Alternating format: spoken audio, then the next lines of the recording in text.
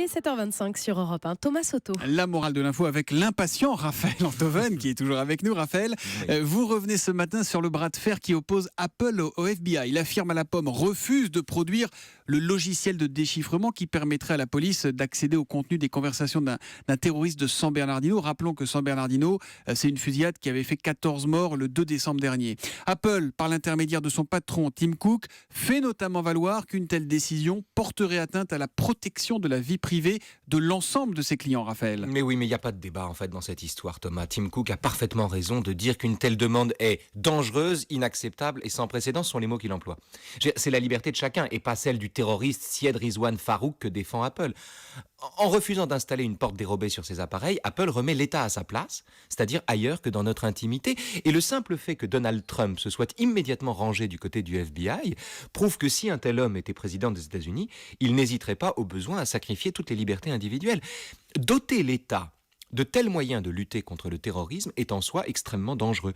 Une sécurité qui est à ce prix est une sécurité elle-même insécure. Et surtout, c'est une sécurité qui ne sert à rien puisque d'une certaine manière, il n'y a plus rien à protéger. Mais quand même, Raphaël, on le disait, 14 morts, 17 blessés. Il s'agit de terrorisme, Raphaël. Mais non, Thomas, il ne s'agit pas de terrorisme. Il s'agit de cette liberté fondamentale et dérisoire à la fois qu'on appelle une vie privée et dont le sacrifice au nom de la sécurité constitue la seule victoire à laquelle le terrorisme puisse réellement prétendre.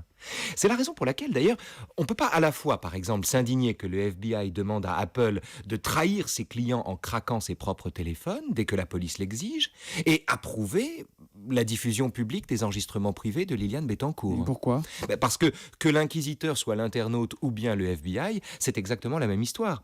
Parce qu'un monde où le FBI dispose de nos téléphones à l'envi est autant, sinon moins dangereux qu'un monde où Mediapart, par exemple, diffuse des enregistrements clandestins. Pourtant, la diffusion de ces enregistrements a été justifiée par l'intérêt public et par le devoir d'information, Raphaël. C'est vrai. C'est vrai. Mais alors dites, Thomas, le terrorisme n'est-il pas un enjeu d'intérêt public ? Et un terroriste n'est-il pas autant, sinon plus dangereux qu'une vieille dame très riche ? Oui.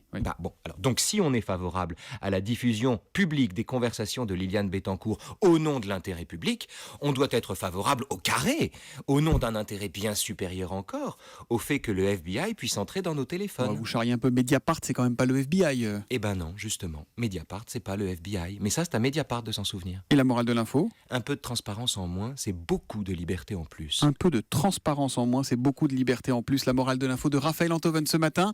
Raphaël qui revient demain, 7h25 ? À demain. À demain, Raphaël. Salut Thomas.